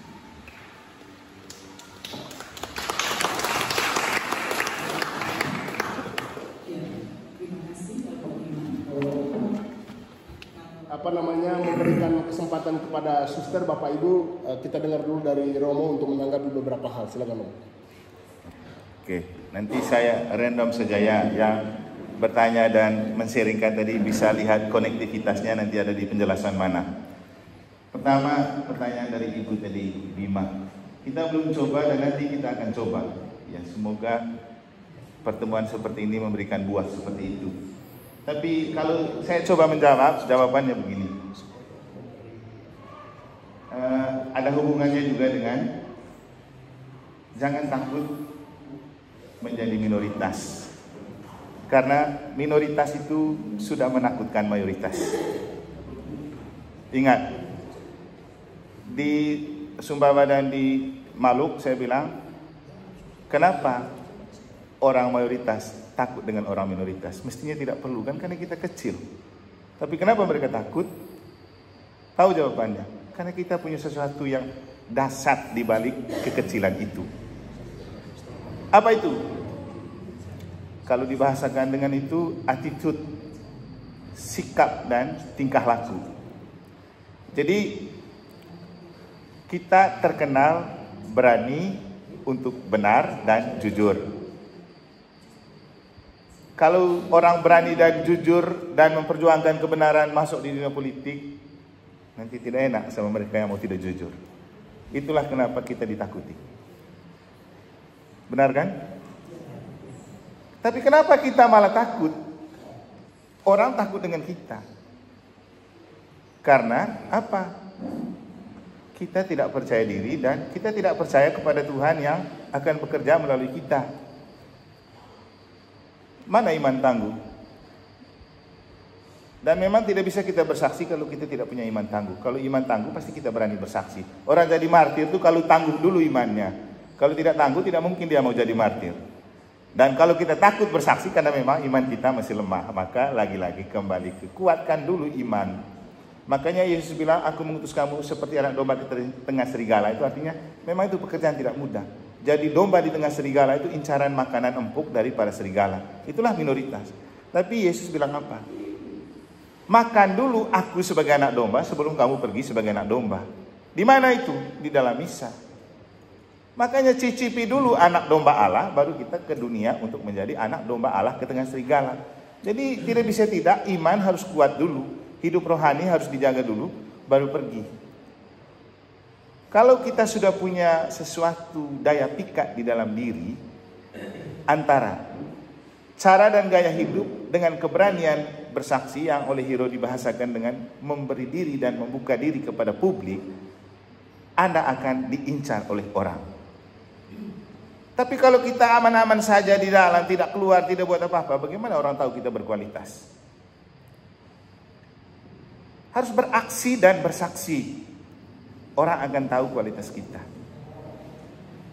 Saya sebagai imam kalau hanya beraksi di mimbar dan di altar saja orang luar tidak tahu, biar hebat bagaimanapun tetap orang tidak akui. Tapi kita ketika berani keluar, orang sudah mulai memperhitungkan dan mengagumi.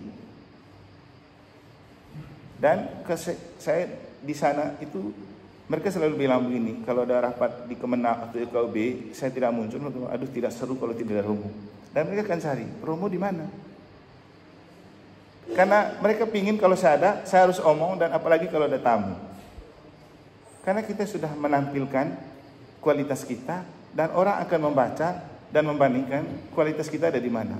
Tapi tidak akan orang tahu kalau kita tidak keluar dan berani bersaksi dan beraksi. Jadi berarti kita kembali dulu, percaya nggak kita dengan diri sendiri, dan percaya nggak kita dengan Tuhan untuk kita tidak perlu takut sebagai minoritas. Ya, teman-teman di Dompu dan kita semua juga pasti tahu.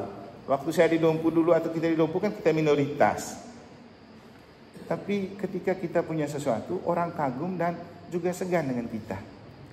Saya masih ingat ada beberapa orang yang dianggap preman di Dompu yang sering pergi demo ke Bupati waktu itu toh. Ada beberapa teman di situ.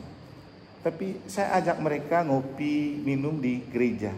Waktu kita buat kegiatan orang muda lintas agama yang ditolak di Sumbawa, saya minta tolong mereka untuk selain teman-teman keamanan yang sah, mereka juga bantu lihat-lihat untuk kita punya kegiatan. Waktu itu saya minta. Dan kedekatan dengan mereka kemudian membuat mereka juga agak sungkan dan tidak lagi terlalu demo ke Bupati. Karena mereka lihat saya juga dekat dengan Bupati, kan itu. Jadi bagaimana kita bersaksi dan beraksi untuk membuat orang kemudian merasa kita layak dikagumi dan dijadikan public figure gitu. Itu paling penting. Nah, dengan beberapa ketakutan kita sebagai minoritas, satu yang pasti kita ditakuti. Jangan kita yang duluan takut. Kita ditakuti karena kita punya sesuatu. Yang kedua, jangan takut untuk bersaksi.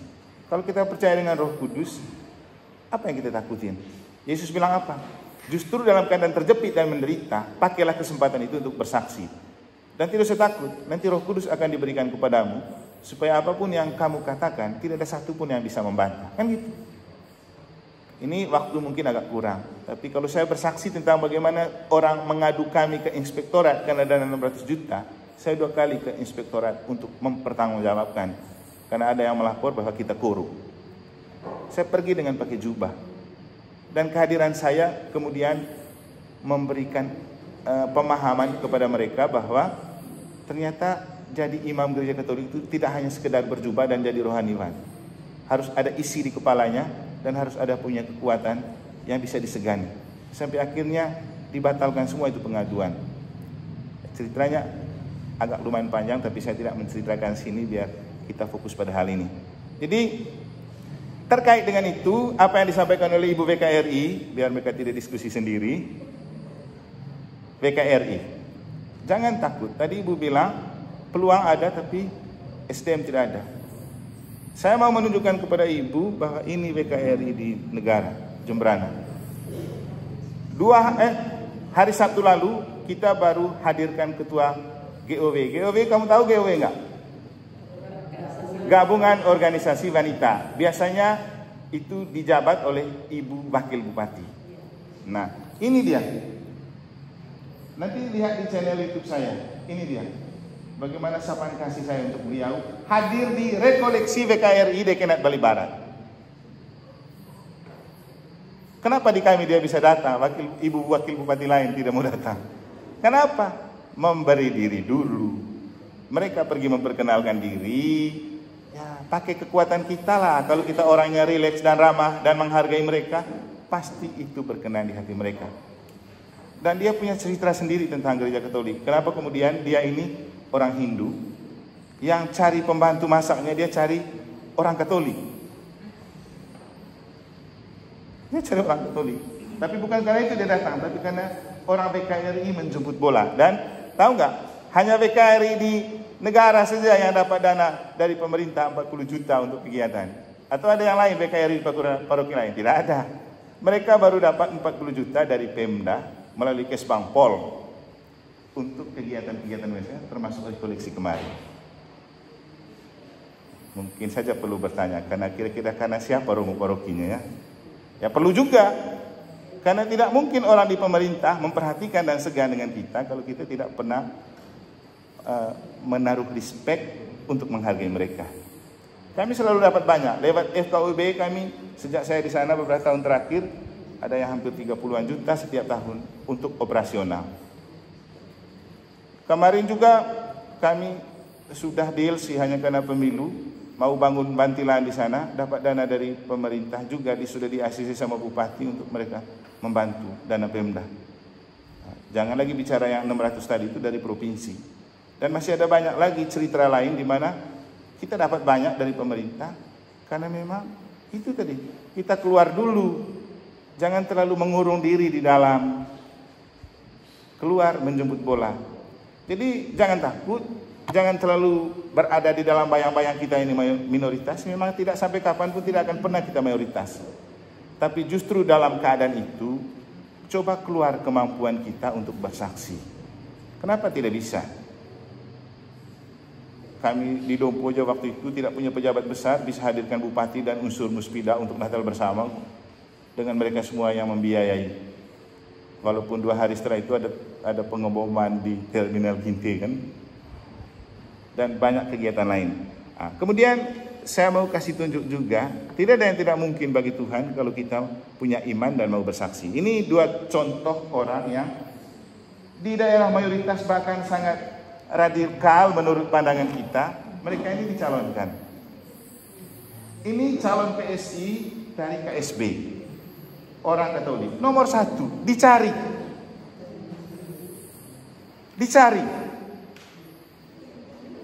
Dalam tempo 3 jam dia harus terus berkas dan masuk dari calon nomor 1 PSI di KSB. Coba, taliwang loh ini. Kenapa? Itu tadi, aktif, terlibat, berpartisipasi dalam hidup sosial masyarakat. Kolobomora aktif, kegiatan apa FKUB aktif. Lama-lama kan orang kenal dan tahu kualitasnya. Ketika orang kenal dan tahu kualitas, pasti orang cari kita, apapun agamanya. Karena partai-partai ini juga dalam proses menunjukkan image kalau mereka itu nasional, menghargai semua. Dan di Sumbawa ada 2 orang juga, satu di Garuda, satu di PDIP, termasuk Pak Yusuf di PKB untuk provinsi. Nah kita ini kan sama, kita tinggal daerah minoritas. Kenapa mereka diincar? Karena keluar dari diri sendiri, keluar gereja untuk bersaksi dan beraksi. Saya saja sering dibilang, Romo masuk caleg saja, karena saking sudah tenar dan populernya. Saya bilang tidak, bermain di belakang itu jauh lebih asik daripada bermain di panggung, kan gitu. Jadi ini beberapa contoh konkret untuk menunjukkan kepada kita bahwa tidak akan pernah kita hidup sebagai mayoritas, kita akan terus hidup sebagai minoritas. Tapi justru dalam minoritas itu orang takut dengan kita karena punya sesuatu. Jangan kita yang lebih dahulu ciut nyalinya untuk takut. Apalagi Yesus sudah bilang, jangan takut, aku ini. Berarti karena memang kita imannya cuma KTP. Kalau kita betul kuat imannya, kita tidak perlu takut, karena seperti yang saya ceritakan di awal, yang penting sebelum pergi, aku percaya dulu, Bapak kami dulu, Salam Maria dulu, baru pastikan bahwa tidak berjalan seorang diri. Ada Bapa yang selalu menyertai dalam Yesus dan Roh Kudus. Jadi untuk beberapa pertanyaan dan pernyataan tadi, kira-kira itu yang bisa saya jawab. Terkait dengan Bapak Kletus punya, saya rasa sudah ada peluang di Dompu, karena ada beberapa figur yang selalu dicari. Tapi masalahnya tunggu musim pemilu. Coba kita beraksi dan bersaksi, jangan pakai musiman, kapan saja. Dan harus berani menunjukkan kualitas. Dan kembali ke solid ke dalam, lalu solider keluar. Kalau ke dalam kita kelihatan kompak dan kuat sebagai sebuah komunitas, pasti orang segan dan berani untuk mengatakan kita incar komunitas itu karena mereka kompak dan punya kekuatan. Kan itu. Termasuk yang saya ceritakan ini tadi, karena dia lihat, mereka lihat dia ini aktif di Pulau Bamora dan pelbagai aksi-aksi sosial masyarakat, mereka incar. Dulu dia di Nasdem periode lalu. Periode sekarang dia di PSI. Dia tidak bisa menolak karena dia menganggap itu adalah panggilan dan rahmat orang yang cari. Dan yang cari itu siapa? Bekas anggota DPR di Kaliwang dari PDIP sebagai ketua PSI. Jadi berpolitik itu tidak instan, ada prosesnya. Dan semua politisi-politisi Katolik yang hebat itu ada prosesnya. Ada yang lewat PMKRI, Pemuda Katolik. Dan ini tadi yang perlu, Bapak Ibu, di setiap kabupaten ada Kesbangpol. Di dalam Kesbangpol ada ormas yang didaftar dan dianggap pemerintah bertanggung jawab untuk mengakomodasi. PKRI, Pemuda Katolik, PMKRI, ada lagi ISKA. Coba bangun ormas-ormas itu di masing-masing paroki, nanti bawa ke sana lapor. Ada jatah di sana budget untuk kelompok-kelompok ormas seperti ini. Jadi harus banyak beraksi dan bersaksi supaya orang kenal kita, dan ketika orang sudah tahu kualitas kita, tidak usah kita takut, mereka pasti akan incar. Memang kita berpikir kita di Bima dan Dompu tidak seluas Sumbawa, orang punya cara berpikir. Tapi saya hanya mau mengatakan, mana duluan ada orang Katolik? Di Dompu dan Bima atau Dompu atau Taliwang? Kenapa di Taliwang yang baru kemarin orang Katolik masuk dan tidak pernah ada orang yang sekarang jadi besar di sana dan lahir di sana bisa dicalonkan? Kenapa di sini tidak? Nah, bedanya begitu. Mungkin kita terlalu banyak urus diri, lupa keluar. Sekian dan terima kasih. Oke, tepuk tangan untuk Romo. Baik, Romo. Oke. Terima kasih untuk semua masukan. Kalau tidak ada momen seperti ini, tidak mungkin terbuka seperti ini kan. Inilah kendala terbesar gereja kita.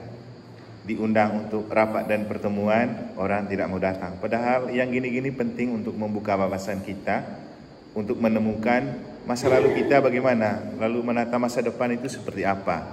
Sama dengan kita sinode, kita harus lihat yang dulu-dulu lagi dulu, baru kita menatap ke yang depan. Nah, tapi kalau tidak ada momen seperti ini, siapa yang akan membuka semuanya ini? Nah, dalam hal ini, ya kami Komisi Kerabat merasa sangat berbahagia. Walaupun orangnya sedikit, tidak banyak yang datang karena memang hanya diwakili. Tapi ini setidak-tidaknya memberikan sebuah sejarah dan cerita. Kalau kami datang lagi, tolong undang orang sebanyak-banyaknya. Dengan segala tetek bengek itu, kita bicarakan bersama di sini. Karena kalau kita bicara sendiri-sendiri, tidak akan pernah ada solusi. Dan itulah maksud dari gereja sinodal. Kita berjalan bersama dalam hal apa saja. Nah, mencermati apa yang sudah disampaikan, pertanyaannya cuma begini. Terus yang begitu-begitu mau sampai kapan? Kita ingin berjuang sendiri, berjuang untuk keluarga. Lalu kita berpikir tentang gereja sebagai sebuah paroki. Kapan kita berpikir untuk kita bergerak bersama? Mulai dari siapa dan mulai dari mana? Sekarang kalau kita adalah generasi yang tersadarkan, apa yang kita buat setelah ini untuk membangun kesadaran mereka supaya tidak terjebak dan jatuh dalam kesalahan yang sama. Memang kalau mau ada perubahan, saya selalu bilang, kalau agen perubahan itu prinsipnya, 1 berkorban, 2 makan korban. Kalau tidak ada perubahan. Karena saya sendiri sering mengalami itu. Untuk mengubah sebuah paroki ke hal yang lebih baru, saya sendiri harus berkorban, 2 harus ada yang dikorbankan. Berkorbannya saya akan diobok-obok, dicaci maki, dibenci, dilaporkan kemana-mana. Gak apa-apa, kan itu kan seorang nabi. Tapi juga harus ada virus-virus yang merusak paroki yang perlu di-delete. Sama dengan laptop, kalau tidak ada virus yang dihapuskan, dia tidak akan bekerja dengan baik. Dan kita harus berani itu. Kalau tidak ada keberanian, tidak akan pernah ada perubahan. Masalahnya kita tidak mau ada konflik. Tidak enak untuk mengatakan, kalau gitu terus prinsipnya memang tidak akan ada perubahan. Begini-begini terus kita. Maka kembali ke beberapa masukan tadi, ya, katanya Pak Ignas tadi itu memang untuk perubahan dan pemimpin itu tidak bisa instan. Memang benar, harus belajar. Dan makanya kita kalau ada kegiatan begini, ajak yang muda-muda. Ini syukur ada yang muda-muda. Nggak perlu mereka bicara dan berbuat, biar mereka dengar saja dulu cukup. Mungkin dengan rangsangan itu mereka akan berpikir, lalu beri mereka peluang. Karena generasi sekarang ini generasi yang super kreatif. Beri mereka kesempatan untuk mengekspresikan mereka punya inovasi dan kreativitas. Jangan selalu menganggap kita selalu menjadi tulang punggung untuk pembangunan gereja dan paroki. Kalau saya sih senang ada generasi muda, karena mereka akan membantu kita dalam banyak hal. Apalagi sekarang ini semua serba digital, kita akan ketinggalan. Ya, efek dari ketinggalan digital juga dirasakan oleh Pak Aidin. Sinyal tidak lancar, akhirnya batal tidak masuk caleg. Tapi dengan ini juga mau dikatakan kepada kita dan disinggung dalam sinode, penting memanfaatkan digital dan era medsos. Apapun yang kita lakukan untuk banyak orang, upload saja ke medsos, biar orang kenal kita di sana. Jangan tunggu jadi caleg atau karena kepentingan baru kita rame-rame memperkenalkan diri. Saya rasa rugi orang pasang baleho besar-besar tuh. Orang tidak lihat itu sekarang, orang mainnya di medsos. Dan anggota DPR yang tadi saya cerita, Ibu Grace itu, dia di medsos mainnya, kemudian dia menang. Dan itu sangat kuat. Tentang medsos ini, waktu saya ikut pertemuan Komisi Keramam di Jakarta beberapa tahun lalu, ada satu orang tim IT dari NU yang diundang untuk berbicara. Namanya Syafiq Ali. Dia menantang kita dengan mengatakan bahwa para Romo dan para Rasul Awam Katolik, Anda itu terkenal berkualitas dan hebat. Di gereja-gereja dan di mimbar kamu berkhotbah sangat hebat. Tapi apa gunanya kamu punya omongan di sana kalau yang dengar umat sendiri? Coba keluar, bawa yang kamu omong itu ke dunia luar. Orang di luar butuh itu. Dan sekarang zamannya dia melukiskan dengan istilah we are living under the dark cloud of hatred. Artinya kita sedang hidup dalam awan kelam kebencian dan orang akan mengumbar kebencian di medsos. Kamu sebagai tokoh dan figur yang menebar kebaikan dan kebenaran, pakai medsos itu untuk berperang. Tebarkan di sana segala kabar baikmu di gereja. Nah, hal itu yang membuat saya pulang. Saya langsung aktifkan semua FB, IG, YouTube. Dan apa yang terjadi? Saya tidak terlalu pentingkan berapa viewersnya. Upload saja. Mungkin karena kebetulan orang lihat, lalu dia tertarik dan berkesan, dia akan lihat lagi, atau dia bisa ajak temannya. Dan itu yang terjadi. Kalau saya punya khotbah upload di YouTube atau di medsos itu, yang banyak suka itu orang-orang dan anak-anak yang bukan Katolik, Hindu, yang lain-lain. Dan bahkan kemudian lama-lama mereka mengakui, ternyata kamu punya pemimpin agama itu seperti begini, tidak seperti kami punya gini-gini. Nah, mulai ada pembanding. Dan ketika orang sudah mulai membandingkan, pasti sudah ada perhatian kepada kita. Itulah kesempatan untuk kita bersaksi dan menampakkan kualitas. Lama-lama akan cerita dari mulut ke mulut, lalu kemudian kita populer. Tidak perlu cari gengsi dan populer di dalam gereja. Tidak perlu, Tuhan juga tidak butuh itu. Karena Tuhan tahu hati kita. Cari di luar sana. Banyak-banyak berbuat baik. Tadi saya dengar cerita-cerita itu, intinya begini. Ingat kata Gus Dur. Banyak-banyak buat baik, karena orang akan ingat perbuatan baikmu dan lupa agamamu apa. Ya, Pak Haidin tadi cerita, ketika dia banyak berbuat baik, orang tidak pentingkan kau agama apa. Setelah itu baru sadar ternyata dia ini Kristen. Tapi saya mau mengatakan kepada kita, jangan lagi banyak bicara tentang Kristen, tentang agama. Omong Katolik, kita ini agama Katolik, bukan Kristen. Itu di Kemenang itu jelas, kita punya dirjen Katolik, punya dirjen Kristen. Supaya kita tidak disamakan dengan teman-teman denominasi. Karena itu juga sangat berbahaya untuk orang punya image tentang kita. Ketika mereka error, nanti orang tidak berpikir ini Katolik atau Kristen. Pokoknya semua Kristen. Maka ketika teman kita error, kita semua error. Padahal kita tertib dan taat ini. Orang Katolik itu paling tertib, taat dan tidak radikal. Kita kan tidak sembrono berdoa kan. Tidak sembarang, tidak pakai sembarang tempat. Jelas kita. Tapi karena kita kalau orang bilang Kristen langsung perbaik. Tidak, saya Katolik. Saya setiap kali menghadiri pertemuan, selalu mereka sapa saya pendeta. Saya bilang, tidak, saya tidak pendeta, saya Romo. Saya tidak nikah. Saya petinggi gereja Katolik. Nah sekarang ini juga teman-teman kita pendeta pakai kolar juga. Kalau kita pergi pertemuan sama-sama pakai kolar, susah orang membedakan. Dan teman-teman pendeta sekarang juga disapa Romo tuh.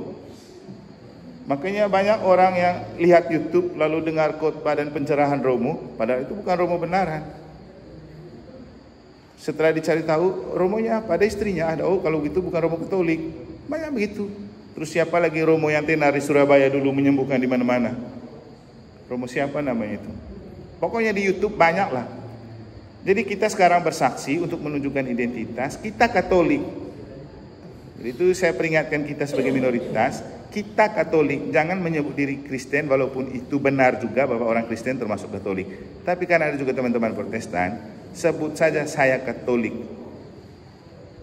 Karena kita punya dirjen tersendiri dan di Indonesia ada 6 agama yang diakui. Katolik dan Protestan, kan gitu. Jadi itu.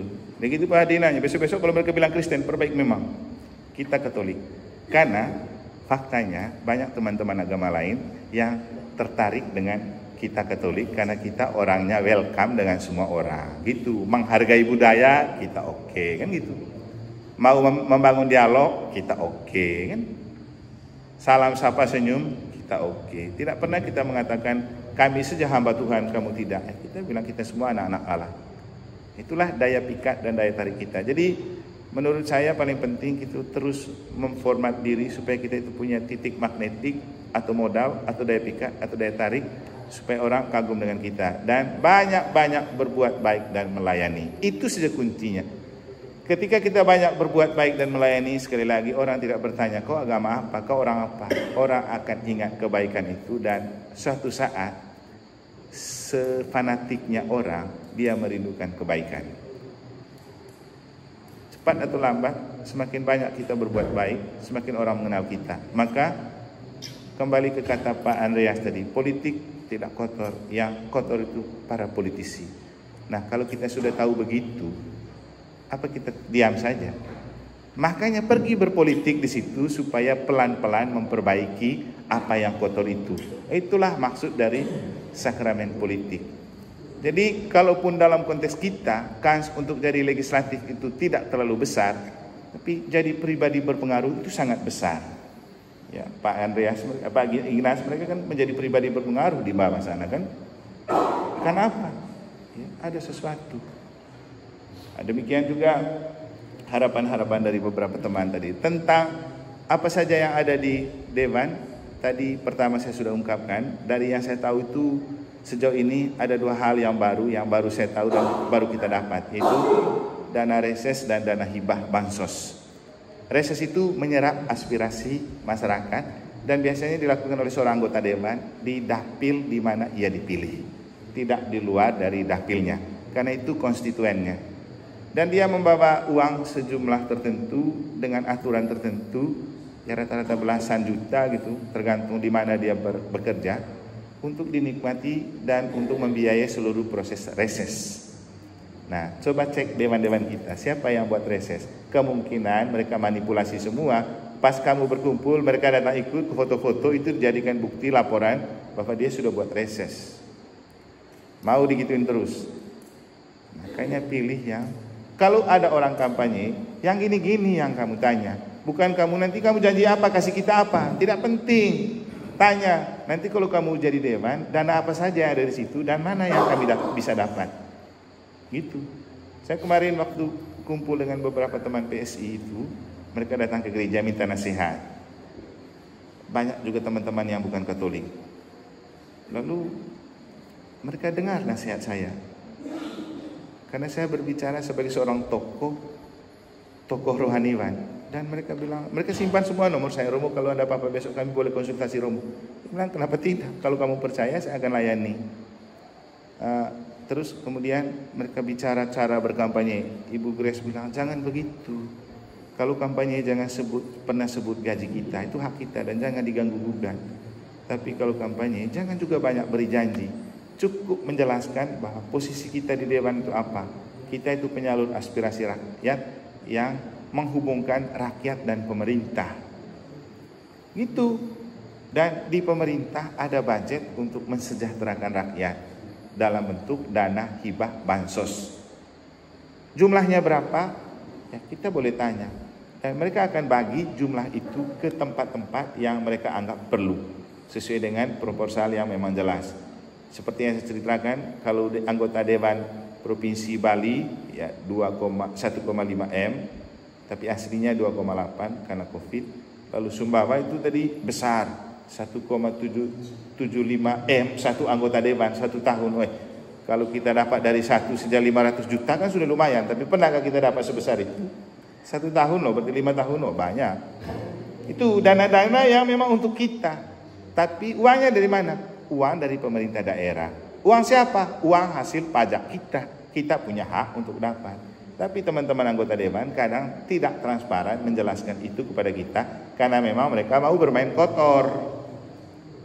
Nah, itu 2 jenis dana yang saya tahu dan yang sudah pernah kita dapat dan kita alami.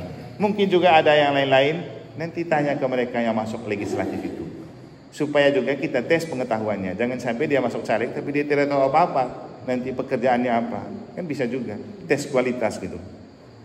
Jadi mungkin ini beberapa yang bisa saya komentarin. Ada yang menjawabi, ada yang tidak, tapi serap masing-masing saja ya. Yang paling penting, iman dan perbuatan itu perlu. Kita boleh beriman tapi tanpa perbuatan mati. Kita boleh buat baik, tapi kalau tidak didasari iman juga sia-sia. Kan kata Santo Yakobus begitu toh. Dan kita terima banyak sakramen keselamatan dalam gereja, pakai untuk menyelamatkan dunia, bukan hanya menyelamatkan kita saja. Dan itulah Komisi Kerawang, itulah sakramen politik, membawa sakramen yang kita terima untuk juga menyelamatkan orang lain dan dunia dengan berpolitik. Sekian dan terima kasih. Kita masih punya waktu, saya buka saja. Oke, terima kasih Hiro, Suster dan Romo dan Bapak Ibu. Yang kita tidak punya adalah kesempatan untuk berbagi cerita. Ada banyak cerita menarik seperti ini yang perlu dikonsumsi oleh semua umat dan romo-romo. Biar kita bangga bahwa orang luar itu menghargai kita. Hanya karena asumsi kita saja yang terbawa oleh opini publik, seolah-olah orang tidak mau terima kita. Itu asumsi kita.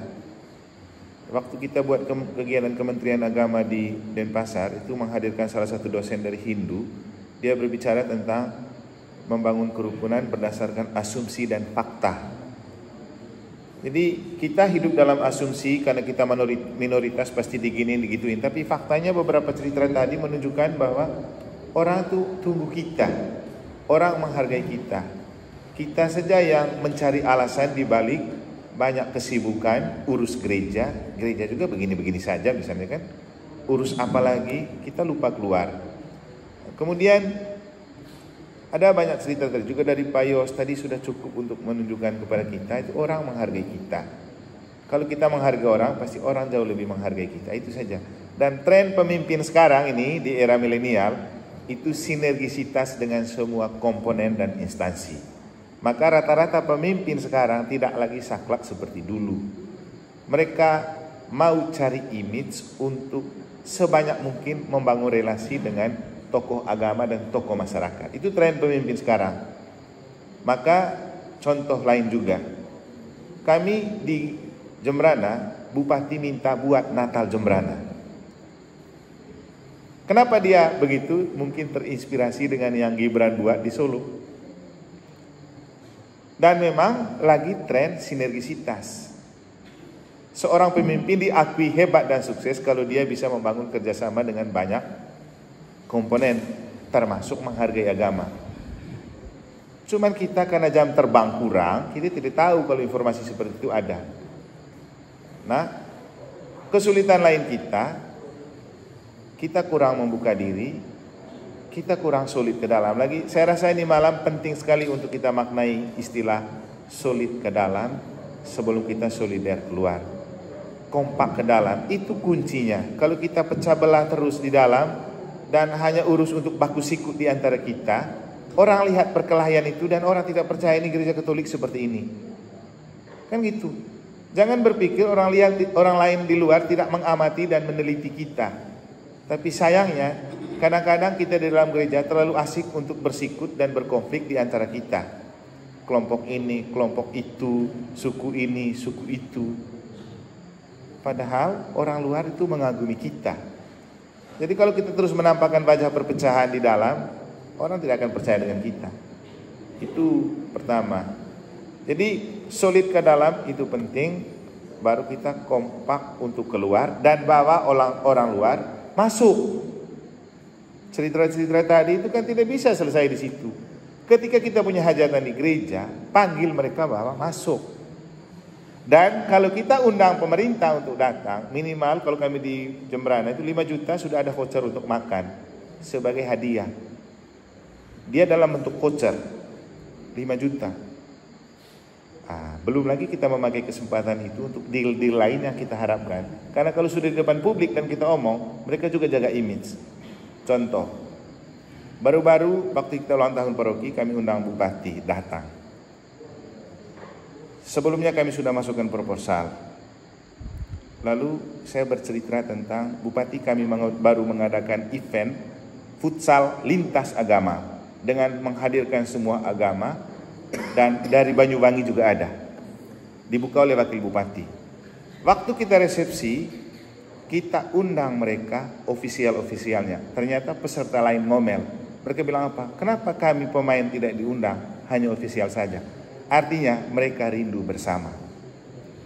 Dan hanya gereja Katolik yang bisa melakukan itu, mengumpulkan agama-agama.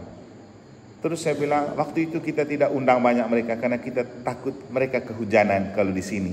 Maka kami berpikir, kami mau membuat event mengumpulkan agama dengan membangun sebuah wantilan supaya kalau kami buat kegiatan bisa undang mereka dan mereka dapat teduh. Sehingga kami sudah memasukkan proposal ke Pemda untuk pembangunan wantilan. Waktu itu bupati langsung menjawab, Romo mau diteken sekarang. Kan dia jaga image juga di situ, di depan orang banyak. Apalagi di situ dia lihat ternyata banyak orang Katolik yang hebat. Selama ini mereka tidak tahu kalau orang Katolik itu pengusaha besar semua di sana. Mereka pikir kan gereja lain karena memang mereka tidak tahu. Tapi dengan kita bawa mereka, pernah bawa ke dalam gereja untuk berikan sambutan, biar dia lihat umat kita itu banyak dan berkualitas dan paling banyak bayar pajak. Supaya kalau kita ajukan proposal, mereka juga pikir-pikir, jemaat ini banyak bayar pajak. Dan maaf, semua pejabat akan takluk pada pengusaha. Mereka kemudian akan segan untuk tidak memperhatikan kita ketika mereka tahu di situ ada pengusaha besar. Gitu. Makanya bawa mereka masuk biar mereka tahu umat kita. Kemudian waktu itu bupati bilang oke, deal, itu proposal. Lalu dia bilang, tapi saya kasih PR ke Romo. Tolong sukseskan Natal Jemberana. Lalu saya bilang oke. Ternyata didengar sama teman-teman gereja lain. Kebetulan sekarang kejarinya orang Protestan, gereja Protestan. Aku bilang, ayo Romo buat Natal bersama. Nanti kita backup. Buatlah pertemuan para pendeta. Dan mereka undang saya untuk menyepakati Natal bersama. Terus buat penentuan sudah, kapan tanggalnya. Mereka pingin supaya di bawah tanggal 25. Karena rata-rata mereka mau pulang libur dan Natal serta tahun baru bersama keluarga. Termasuk Ibu Kejari pulang ke Ambon. Terus saya bilang, kalau di bawah tanggal 25, maaf, gereja Katolik tidak ikut. Karena kami tidak pernah merayakan Natal di bawah tanggal 25. Coba kamu lihat Natal nasional, selalu dibuat di atas tanggal 25. Mereka takut untuk tidak melibatkan gereja Katolik karena mereka tahu saya dekat dengan bupati. Karena nanti harus ketemu bupati. Dan bupati buat janji itu di gereja Katolik. Maka mereka yang mengalah. Mereka bilang kalau begitu kita ikut Romo punya waktu. Romo maunya kapan? Ya setelah tahun baru saja kalau memang kamu pulang semua. Ya akhirnya deal tanggal 5 Januari. Karena mempertimbangkan gereja Katolik. Padahal mereka punya, kalau di negara Jemberana itu denominasinya itu ada 48 gereja Protestan. Kemudian waktu rapat sidang menentukan siapa yang akan membawakan renungan. Dan mereka semua sepakat Romo saja. Kenapa? Karena Romo punya jam terbang lebih tinggi daripada kami yang lain. Karena mereka tahu saya pergi-pergi begini kan. Apa yang mau dikatakan? Orang tidak tahu kita kalau kita tidak pernah mengundang orang dan kita tidak pernah pergi kepada orang. Kualitas seperti yang suster ceritakan, ibu ceritakan, dan kita semua ceritakan, Itu adalah kenangan-kenangan manis yang menunjukkan kepada kita itu betapa berharga dan bermutunya kita di mata mereka. Tinggal sekarang kita perlu kompak ke dalam, karena di dalam kadang-kadang tidak mau lihat orang lain moncreng gitu. Kenapa dia naik daun, siap potong gitu. Padahal orang berjuang untuk kepentingan paroki dan gereja. Takut nanti dia lebih tenar, kita kalah populer. Sehingga sibuk untuk baku sikut, baku jual, baku apa lagi yang lain-lain itu. Terus kita mau nampakkan apa? Jadi ini mungkin beberapa hal yang bisa saya sampaikan untuk menunjukkan kepada kita saja yang merasa underdog. Orang di luar sedang menanti kita karena kita berkualitas. Kita kecil dan minor membuat kita takut, tapi jangan lupa orang luar takut dengan kita yang minor dan kecil. Kenapa? Karena mereka melihat ada kekuatan ekstra yang mereka tidak miliki, tapi kita miliki. Maka bersaksilah dengan bingkai Allah Tritunggal, Bapa, Putra dan Roh Kudus, dan jangan pernah berhenti berbuat baik, baik atau tidak baik waktunya. Ingat moto Bapak Uskup Ende yang sudah meninggal.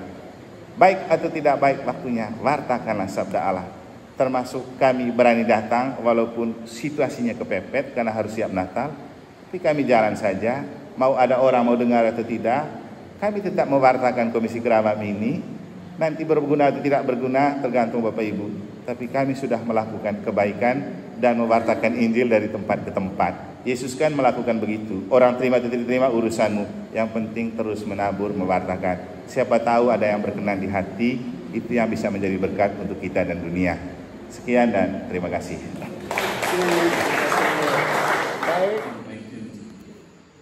Yang kedua, nanti bicara. Katakan kita kan nggak pernah bicara. Kalau kita kata kalau salah ya katakan salah. Terus yang ketiga itu